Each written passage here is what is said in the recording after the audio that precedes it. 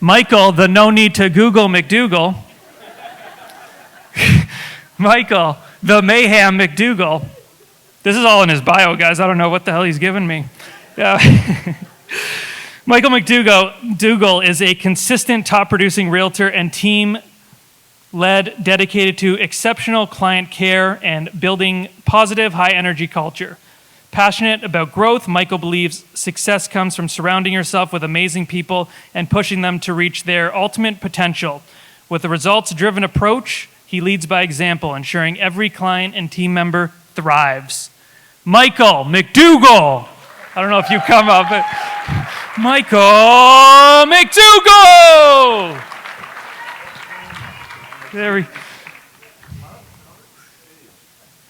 You can't sit on that. That is staged. No, you just stand right there. No, I think you can sit on it. Okay. I have no more nicknames, but I'm going to try and think of some anyways. Carol Foderick is the founder and broker of the Carol Foderick Real Estate Group. A top Toronto team closed 417 deals in 2024. With over 21 years in the industry, she leads a 33-person team, runs a $25 million rental portfolio. Holy shit. Sorry, Carol, I'm impressed just reading it. And owns one of Toronto's largest staging companies.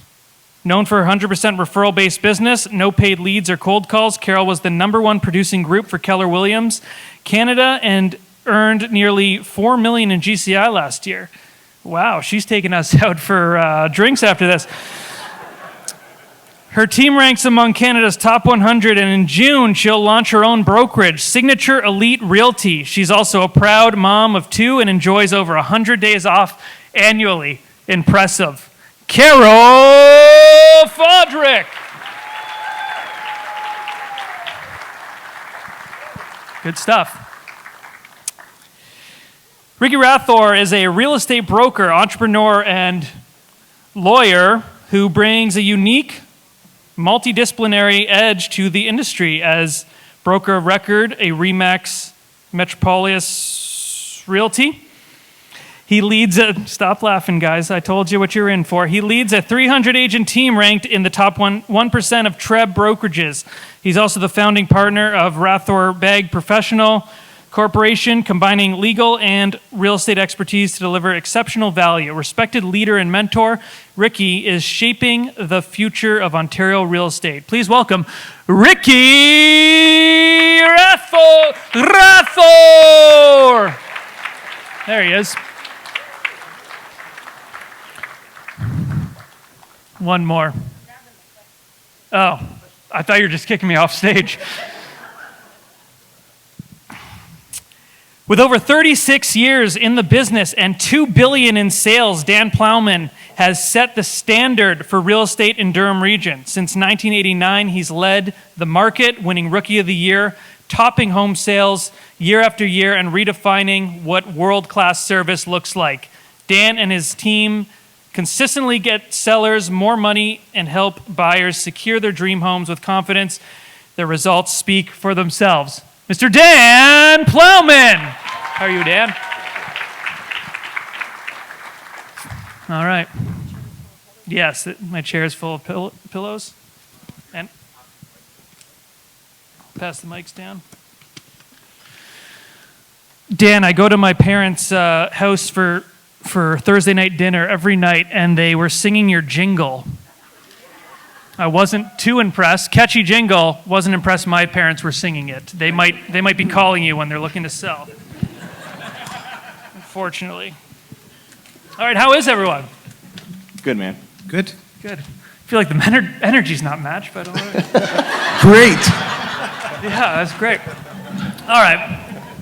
So we got a bunch of questions here. I think some of them are actually from the audience as well, which is really cool. So it's kind of like an open Q&A. So, but I'm going to start with the hardest hitting question first. If you could have any superpower, Michael, we'll start with you. What would that be? Oh my gosh, that was not sent to me, that question. Oh, did you? Yeah. Don't kill the messenger, Michael. Just answer the question. First, I just want to say, because we haven't done it yet, can we give a huge round of applause to the lending suite and the Six for putting this on? Ton of work. That was also my way of dodging the superpower question. So, Carol, you're up. Oh my goodness. So do you want context on this? Because I'm going to say time travel, Absolutely. but is it just time travel? Go, like you're up. No, time travel, I would say. And if I could put it into a business context, it's probably because I would have gotten to coaching earlier, and coming right off the presentations of two great coaches, I think that's the answer I'm going with. Time travel. Time travel. Ricky? Has to be mind reading, but if it's not real estate related, the ability to fly. Didn't like that. Wow. Looks like a lot of people. That got an applause? Oh, they're Carol, drinking fly. Red Bull in She here? wants to What's going on? Oh, awesome. Okay, I was going to say thanks. flying. I'll say flying. Dan, any superpower? I'd clap if you flew, Mike. I would say the ability to read a crystal ball. Oh, that's a good one, too. Did you give an answer? No, I just was happy that Diana put this event on. He's sticking with the no answer, folks. All right. Let's get into it. If you could change any rules in the real estate industry, what rules would change to positively impact our industry? We'll start with you, Carol. So I'm not sure I would change a rule necessarily. Actually, that's not true. There's lots of things I think we can all agree need to be changed about our industry. But I would actually back it up, and I would say that I wish that when all of the new real estate professionals that are going through their educational training, I wish that people were given the opportunity to have a better fundamental knowledge of how to consider themselves business owners and not just salespeople in this industry. Because I see so many people who are just amazing at our craft, at what we do, at being able to bring deals together. And then I see the back end of their business falling apart because they don't know how to hire or read a P&L or take the effort to, invest in their business, because nobody has given them an understanding of how to be a great entrepreneur as well. So that's what I would change. Right. I would say that, it sort of seconds what you said, but I don't think everybody's qualified to represent someone's huge financial interest. And I think we all know with the deals sometimes on the other side, it's just sometimes like, how? How are you a realtor? And I think that it does need to get better on, not necessarily the screen, but just the educational platform. I just think getting a real estate license just shouldn't make you qualified to handle someone's financial outcome like that. Ricky? I would say you remove the bureaucratic minutia, overhaul the landlord tenancy board, look at what's happening with pre-construction, remove the red tape, make it easier for people to invest in this country, and make real estate great again. All right. Dan? I would say increase the cost to be a realtor to about $12,000 to $20,000 a year per person. That would eliminate people who are not serious about this business. I like that. All right, so you all, I've known and seen kind of your brands and names for a long, long time. And you all have, incredible reviews, and you have this incredible client experience. What's your approach to creating that raving fan client experience? We'll go with you first, Ricky. I think at the end of the day, it doesn't matter what service you're providing, whether it's legal, mortgage, or real estate, doing and providing services at the highest level is key. And I think raving fans, especially in this current climate, has to do with being the best possible at what you do, whether it's real estate, mortgages, or law. So creating that experience that people just appreciate and they feel represented, I think that's what is important to me at the firm level. Okay. Anyone can jump in or I can just tell anyone. No, I think, real estate's about relationships. And I think if you can master people, master relationships, then you can really wow your clients. So it's just about being there for them. People buy momentum, people buy stories, like you were saying as well with stories. And I just think it's, everyone in here knows how to sell real estate, right? But not everyone knows how to get clients. So I think if you can become a master at being really good with the relationships with the clients, then it is much easier to wow them and keep them for your entire career. We just did a movie day yesterday. We had about 250 people there, and the same thing. It's just some of those people I did business with 15 years ago, right? So it's just like you could just stay connected to them. It's not about doing the deal and then on to the next one. It's about people want to be taken care of. When you guys go to the nice hotels, the Four Seasons, like why do you like going there, right? Because you're taken care of. Everything's done for you. And we need to do the same thing for our clients. I'll jump in as well. Yeah, I think, when we hear a word like a wow experience, you think it's like showing up on closing with like the biggest closing gift, or, hosting a huge client event after the fact. I think we've gotten away from the fundamentals in our industry. And I liken this a little bit to like a hotel experience, like Michael said. You can go to the mint on the pillow, right? When you used to go to hotels and the end of the night, you'd go back and there'd be like a mint on the pillow. So we hear this term a lot in our industry, the mint on the pillow touches. And it's really easy to focus on those wow experiences, but we forget the fact that if you showed up at the hotel and the sheets were dirty, or the bed was unmade, or like there was, somebody had used the glass in the bathroom, you weren't going to really be impressed with that experience. So I think, we need the wow. We also need to remember that we need to get back to a place where we're mastering the fundamentals, and that's been hard to do in this industry, because in the last 37 months, as the market has shifted so much, we're called now as real estate professionals to use a skill set which really we hadn't needed for decades. I mean, we talk about the 2008 correction in the US, but back it up in Canada, it's been since the early 90s since we've needed things like understanding how to deal with a foreclosure, or your fourth price reduction conversation with somebody. So I think it's that mix. Creating the wow experience really starts with really mastery of the fundamentals of the practice of real estate before you ever even get the opportunity to throw the wow experiences at them. Dan, raving fan, client experience. What are you guys doing? I think it's critical to constantly put yourself in the client's shoes when you're developing any piece of the puzzle. There's so many steps that happen from before you even meet a client, to the time you meet a client, to the time you have a client, to the time you sell a home, to after you have a client. And you're already as good as your weakest link, right? So if you do not constantly put yourself in their shoes as to what they're experiencing at those different stages through that process, how can you possibly be the best at what they need or perceive as awesome? And I believe it's important to constantly check ourselves, track, understand your systems, deep dive them, and become the best at every one. But understand every one of those steps and become the best at them is critical. Deals are a natural byproduct of doing the right things, but you have to do all the right things because, again, you're only as good as your weakest link. Now, last year has been pretty tricky for a lot of agents, I think, and I think it's very discouraging sometimes when they're not actually seeing transactions and money in their bank account.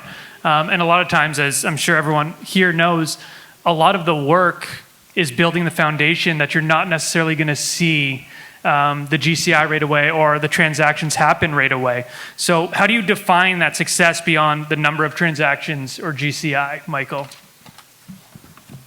Yeah, like success is about winning, right? It's not necessarily about did I sell a house today or tomorrow. Like those are all wins, but I think we get so distracted or put off our course when we're not winning, right? Or we'll call it burnout, or we're tired, or we'll blame it on the market, right? But it's all mindset. And what actually takes care of all that is if you're winning. If you think about a day that, you worked like 15 hours that day, you weren't necessarily exhausted if you sold a couple homes. You're really jacked up, you're excited. So I think like when you wake up in the morning, talk to yourself, right? Like what does winning look like today, right? It takes what it takes today. So it all starts really for me like the day before. It doesn't necessarily mean we've sold a house the next day. It's like, is my team on the right path? Are we in the right mindset? And then it all just falls into place. So I think we need to get better at staying positive, not listening to all the fear out there. And you guys are your own chokehold on this business, right? I'm my own chokehold. If I'm not growing, it's like it's me. It's a me problem. So get in a positive mindset and just continue to win. And like the success will just happen. Like the three of them up here, I don't personally know them that well, but I can tell you right now, I would think they have a very strong positive mindset, or they wouldn't be up here. And they're all very successful. Carol? Yeah, I mean, I think it's challenging because especially for people that got into the industry, during those really, really good years early on, and I say good, sorry, I apologize. It's years where the market moved fast and there was like money falling from heaven on all of us, right? I think that you're laughing, but we all want to go back there. But the reality is that I think that whether you are a veteran agent or a newer agent, what the last 3 years have told us, because I think we can all agree sort of the market started to shift for real in, February 2022. And since that time, it's been hard. And so if you're newer to the industry, you've had to figure out how to make a living at a time when even, the top producing veteran agents are struggling to, meet the transactional needs that they have for their budget. So I think a lot of it has to do with mindset, understanding that the seeds you're planting today may not grow for a little bit, but if you stay true to the fundamentals of your lead generation platform and you're putting in the work consistently over and over and over again, it will happen. We just need the sun to come out on all of us. Ricky? Yeah, and when the sun doesn't come out, take vitamin D pills, right? I think a big part of it is evolving and recognizing that you have to keep evolving. For me, I wake up every morning with the mindset that I'm going to put myself out of business or somebody else will. And so I think a lot of the people in the room, when you talk to your neighbors, you talk to the people that you're sitting with, if they say, oh, the market's crap, the market's this, market's that, that's fine. You'll feel good about it because everybody else is having a shitty time.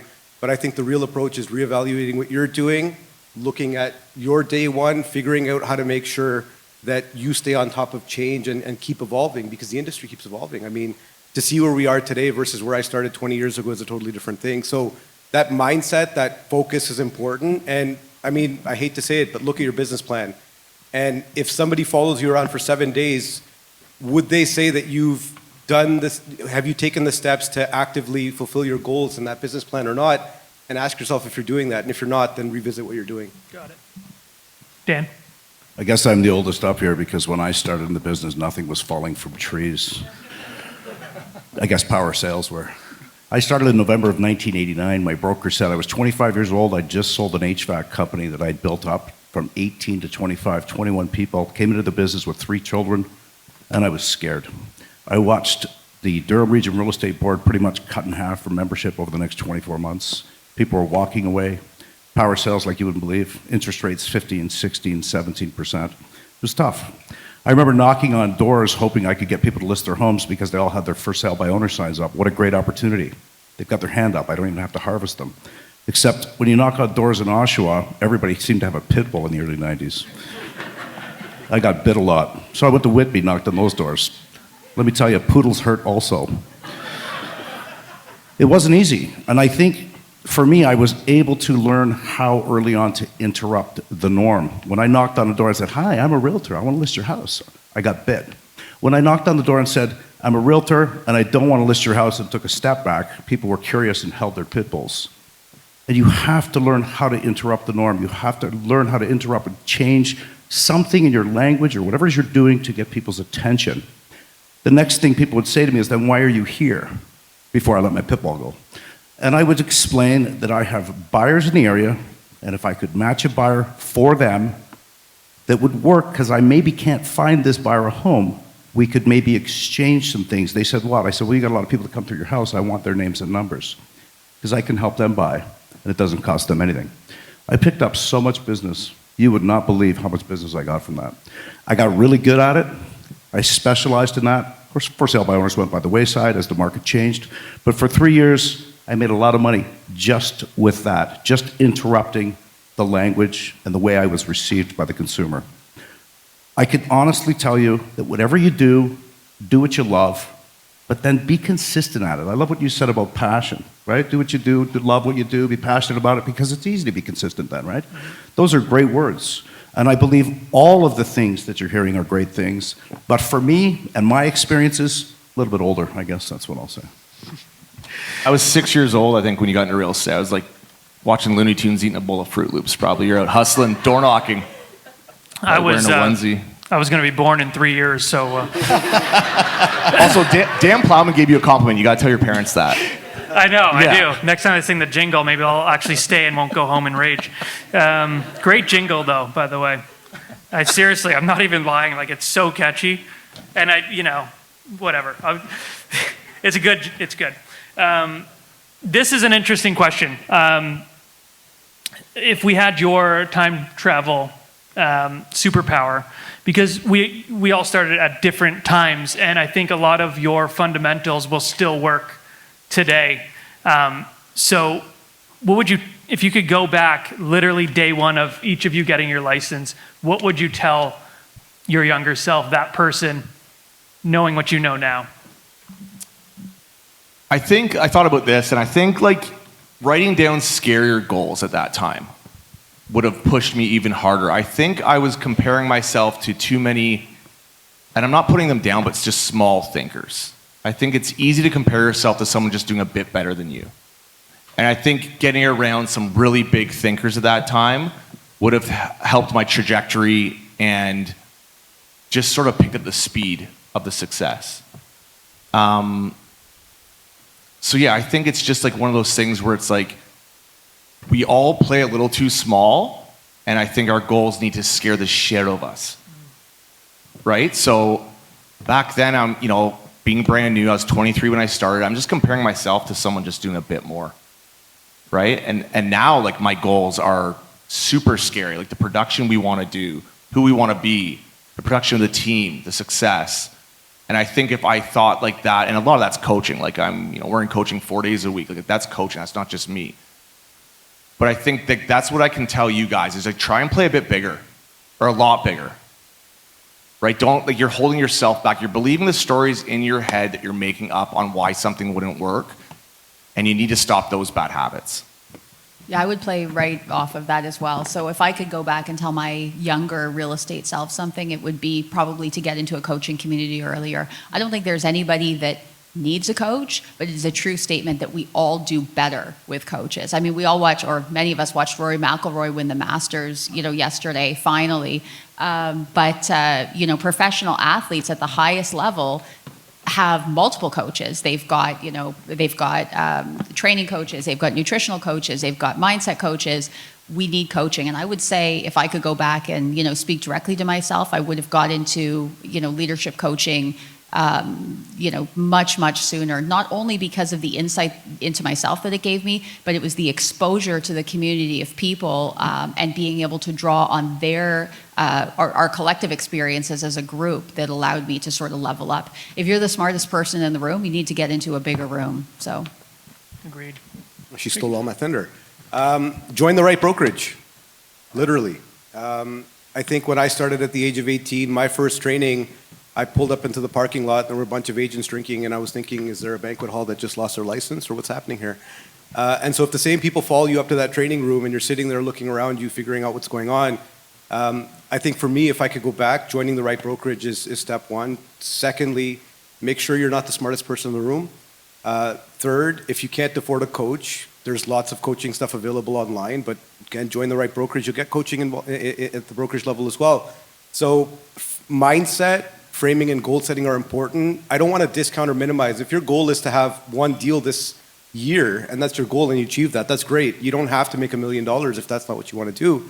But set yourself up, surround yourself with people that elevate you. And the last thing I would do is build the right networks. Make sure you're connecting with the right mortgage agents, the right legal team, the right people, so that if it's 9 o'clock at night and you've got a deal falling apart, you can make those calls. Because when I started, I couldn't do that after 5 o'clock. So just setting yourself up for success, because at the end of the day, the client experience is such that you drop the ball, there's too many of us out there. You've got to really know what you're doing at the highest level. Dan? Yeah, I agree. I mean, I think if I look back and went back, I would take it more seriously. 25 years old, I was like, wow, you pay $100,000 and work 6 months a year. This is pretty cool. Yeah, I would take it more seriously. Again, deep dive your systems and get serious about all pieces of the business. I think one of the biggest things, though, is for me, if I were to go back, would be, like you all said, to seek coaching and counsel from others. And I've had a lot of coaches and trainers over the years, and the most successful experiences I've ever encountered came from coaches that were specific to our industry, that actually had active experience currently in the industry, selling more homes than me, that would share their trade secrets because I wasn't in their marketplace. So there's questions I would ask, and there's certain things I would seek out if I were going to invest in myself, which I think is the smartest thing you can do. constantly invest in yourself. So basically everything that everybody said. Yeah, love it. Now, I think it's harder and harder to feel like we're giving value to clients.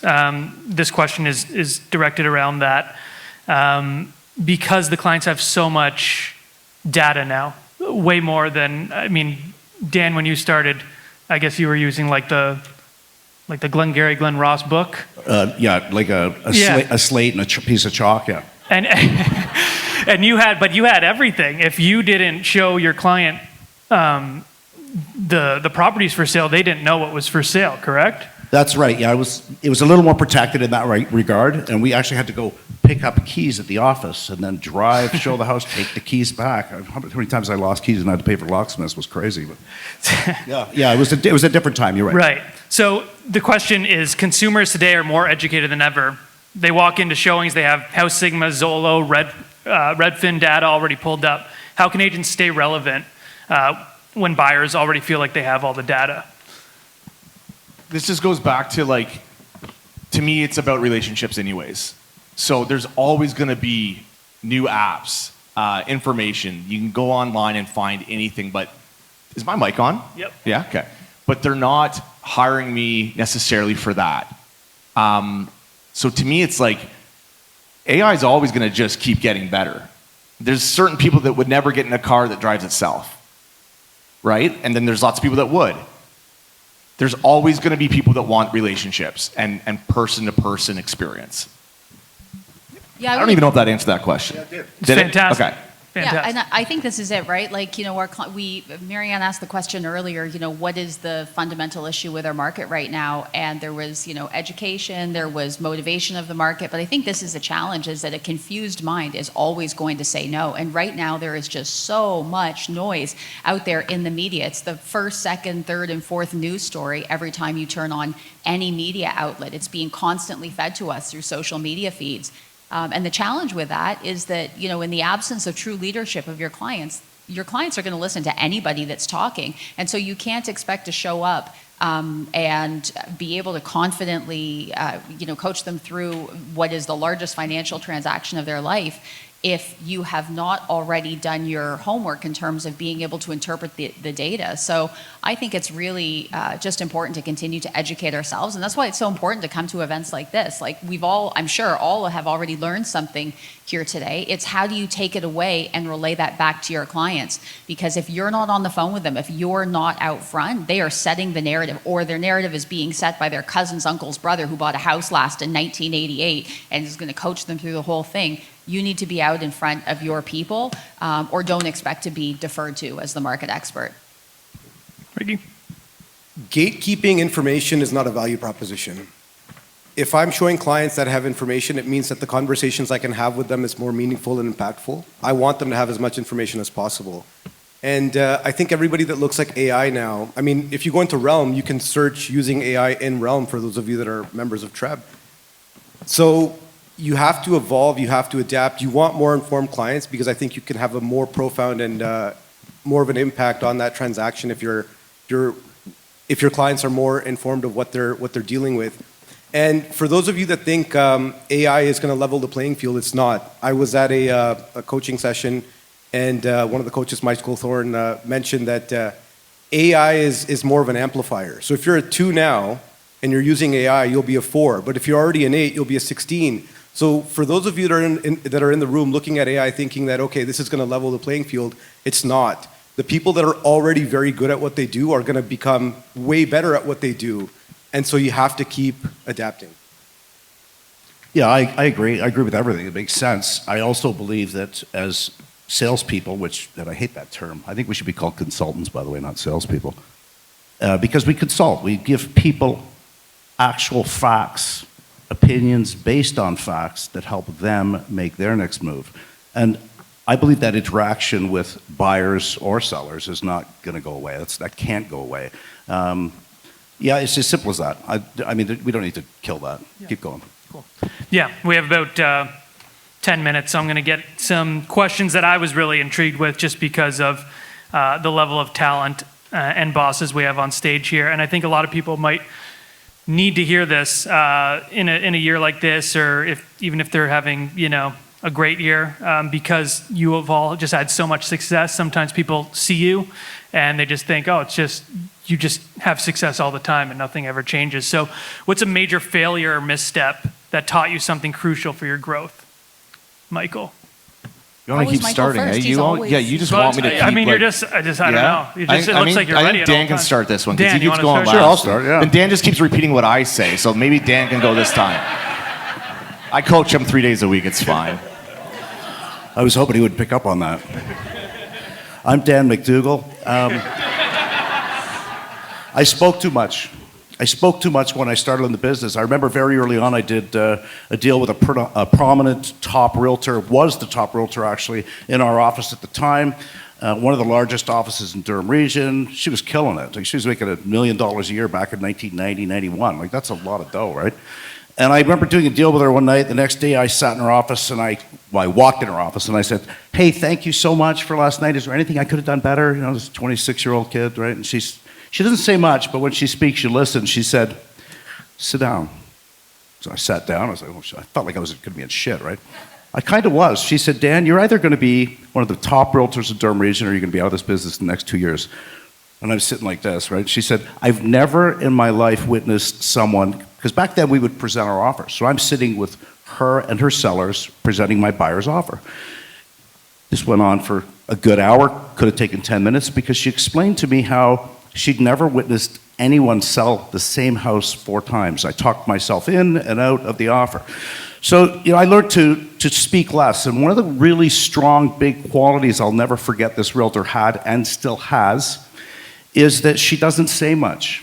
But when she speaks, it's powerful and people listen. I'll never forget that. It took me a long time till I understood and absorbed that lesson. I think I have, especially now that I have 1 son and 5 daughters. I don't speak much. But I will say it was a good lesson for me early on to learn to know when to shut up. Ricky? Yeah, I think for me it's just mistake-wise, just you have to learn to evaluate yourself and your goals consistently and constantly. Like, it should be something in your calendar that you do regularly. It's very easy to become complacent. It's very easy to look at your peers and say, this is what everybody else is experiencing, and that's how I think people just don't achieve the kind of things that they should be achieving. So educate, keep learning. I mean, college didn't end after your 6 courses with OREA or Humber. You've got to come out to sessions like this. You've got to get out there in a meaningful way and build relationships with the right people and surround yourself with people that lift you up, not necessarily keep you where you are. So I'll get a little more granular with my answer. From a salesperson perspective, I think it's really important that we remember that the only things that we should be doing as salespeople is lead generating, whatever that looks like for you. So if you're a door knocker, you should be door knocking. You're a cold caller. I don't know if anyone still does that, but you should be cold calling. For us, because I'm a working by referral team, it's communication and community with our database. So you should be lead generating and you should be writing deals. And everything else, every other part of your business should be leveraged to somebody that can do it better and faster than you can while you go out and continue to do dollar producing activities. And I think that's a real challenge right now in the market that we find ourselves in, because so many people get a commission check and they close their hand around it because they don't know when the next one is coming. And it comes from that scarcity mindset that we were talking about earlier. You have to remember that when your hand is open to give, it's also open to receive. And so you've got to think, healthy businesses reinvest 40% of their profits back into their businesses so that they continue to grow through leverage. So if I could share, my biggest misstep, it was not investing in leverage earlier, and often at a time when I realized I was like at 55 deals a year before I hired my first admin. I was too stretched, my clients weren't getting the best service possible. My family wasn't getting the best version of me. Invest in the systems and the human capital that you need to be able to keep your mind focused only on dollar producing activities. That's where you make your money. Mine's similar to Carol's as well. It's like just knowing when to put the ego aside and understand that when you're in that 80% and you should be focusing on the 20, that somebody else can do it better. So I think it would have just been hiring at an earlier stage. I took a while, just like you, around roughly same deals, running around like crazy and just thinking I am the only one that can do this. And I've grown so much since then, and just now it's I just got to focus on my 20%. There are so many other amazing, talented people out there that are way better at that 80%. So it's about understanding that and then just hiring the right people. I heard something from my coach last week that said recruiting solves all problems.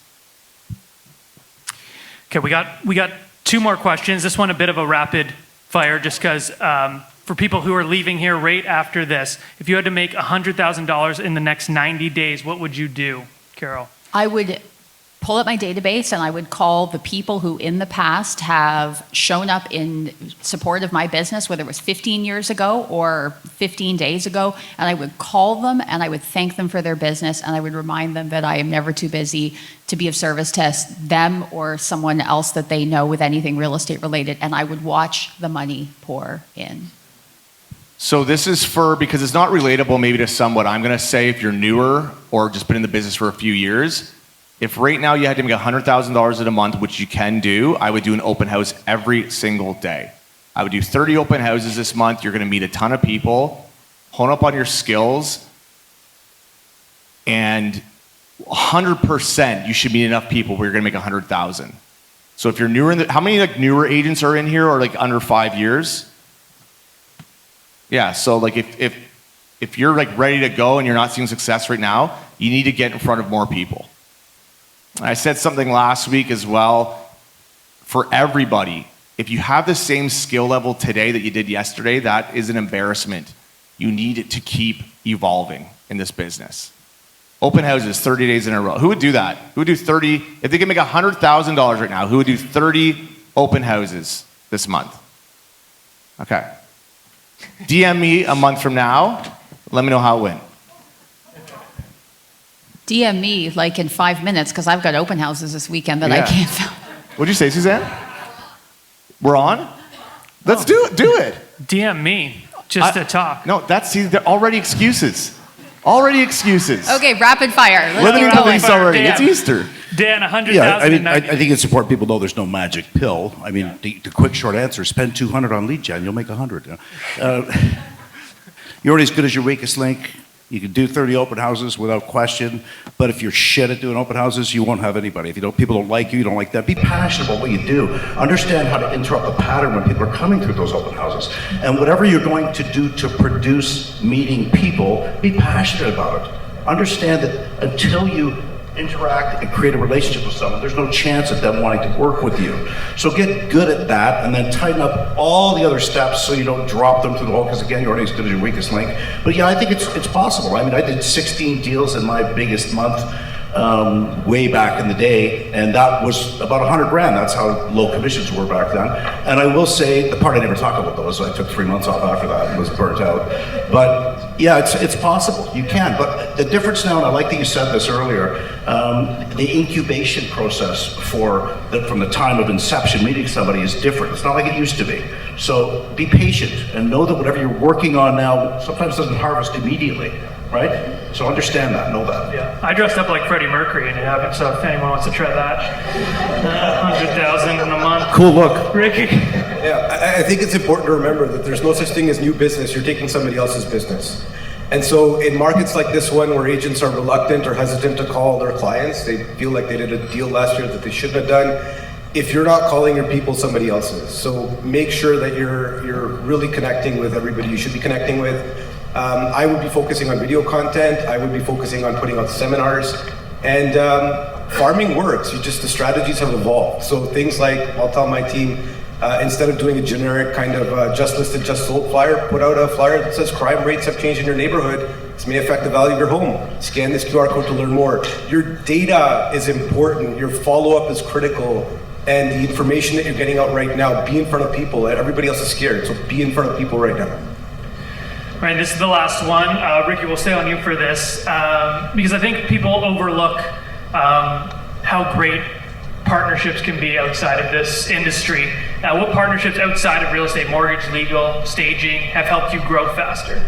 Six Mortgage Group, number one. So guys, your networks are important. Remember, like you serve a function in your role, but the deal doesn't close without the legal team. It doesn't close without the mortgage team. you've got the home inspectors, you've got the appraisals, you've got so many people that are involved in that transaction. So setting up the right network and making sure that you can field questions. Like if I have a question, I pick up the phone, Omer, is this file possible? No? Okay, what can we do? How can we make it work for the client? These are the client's goals, how can we achieve these things? So having people that cut out all the crap and just give it to you the way it is the way to go in this marketplace. We don't have time, people need to know what they're doing, you have to have the right partners in place. Dan, partnership. Yeah, I agree. I mean, I've worked with Letty Sweet Mary and Gobrand for 30 years, John Griffith Law for, well, a couple decades anyway. And I will say there's a reason why I continue to work and have strong relationships with certain people. Remember I said earlier, put yourself in the shoes of the buyer or the seller. When was the last time you sat with a mortgage rep or a lawyer and went through exactly what the buyer or seller goes through, went through exactly to see how that person is treating them? There's nothing worse than sending someone to be pre-approved to find out later that that mortgage rep wasn't too happy about the market and maybe you shouldn't buy right now. That's tough, right? So make sure that whoever's helping or handling or working with your clients, that they have the same kind of attitude, passion for what you're doing. You're only as good as your weakest link, and there's a reason I deal with those people. So partnership, I think, so important. And I want to just tag something that, again, Marianne said earlier today, which was the opportunity that exists in our market right now. So you mentioned in the intro that you did for me that I own a huge rental portfolio. Omer Amir made a huge part of that rental portfolio possible at a time as a self-employed person, as a single female, where it was hard to get conventional lenders to lend me millions and millions of dollars. I took my deals to Omer and he got it done. And I want to encourage everybody here to, take advantage of the fact that we are in a short window of a market that has opportunity not only for our buyers to do well, but for us as real estate professionals to actually buy into the product that we are selling and to build not only great businesses by being able to complete transactions when other people's aren't, but more importantly, to create generational wealth. Because at the end of the day, 30 years from now, there'll be another conference in this room filled with another group of real estate agents.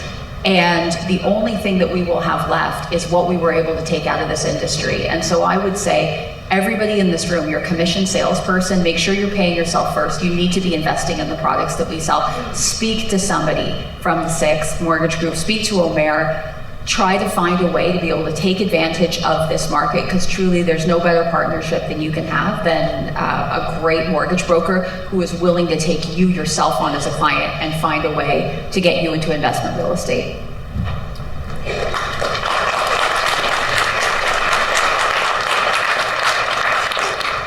Yeah, I'd say it's so important to create an amazing team that shares the same energy, vibration that you do. Diana Skander is one of those people, or Diana McDougall, I don't know, you have two last names, it's super sketchy, but she's amazing. She's a huge thinker. We share similar goals. Perry Arata as well is one of our lawyers as well.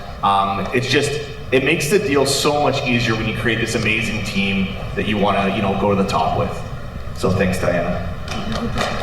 Amazing. Well, I will say it's been great chatting with you all. It's been an honor. I've been watching you all since I got into the industry, and I know how hard it is, so it's inspiring to see how you guys are just constantly... Can I say something, Matt? I just want to, on behalf of a very grateful ballroom, I'm going to tell you, everybody in this room knows it's really, really hard to be a real estate professional. I'm going to tell you, I can't even count the number of times when I've lay in bed at night and I'm scrolling through my social media feed, and the only thing that I had to smile about during that day was a meme or a post or something that you guys put up. You have no idea. No, Broke Agent Media, you have no idea how much of a lifeline you are to an industry that nobody else cares whether we suffer. So thank you for what you do as well, too. You're making me sound like I'm saving lives. I love it. I just want to say something to you. I'm not complimenting you at all. It has nothing to do with you, actually. I thought you were going to comment my pants. No, I'm not. Sorry, man.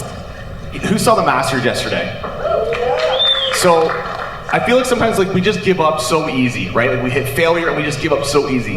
Rory McIlroy, what he shared on television yesterday, is the first hole he hit a double bogey, right? And golf is 90% mental. And I feel like it's the same thing with real estate. right? Like this is, the industry doesn't understand the business we're in. Like this is a high producing business. So you see someone like that on television who hits a double bogey, that could have easily just like completely ruined his day. But he won the Masters yesterday, right? So I'd say, if you have an idea, like Matt said, he just goes for it, right? It's okay to hit failure sometimes on that, right? Like learn from that, get back up the next day. There is so much opportunity in this business, right? Like all you guys are all within the same area. There's so much opportunity out there. So just don't let like your own thoughts hold you back. Don't let failure hold you back, and just go for it. I also do love you, Matt, too. Sorry. Thank Nothing God. to do with it. Yeah, if we were going to have final remarks, it was supposed to only be directed at me. I thought we talked about that. But no, honestly, super inspiring for to be up here with you all. I've been watching you for years, and just what you all do is incredible. And, we can learn, and we do learn directly from what you all do just by watching your posts and like your signs all over the yard everywhere, your jingles. What are your parents' names so I know what they're called, brother? Yeah, it's Marie and Dean Leonetti. You can all call them. They live in Coburg now. I moved them there. They're not too happy, to be honest. So I think you're getting a call, like I said. But yeah, it's been absolutely amazing, and I just wish you guys so much more success than you already have. And we're all rooting for you, and I wish everyone here so much success as well. So thanks for having me and everyone else on stage.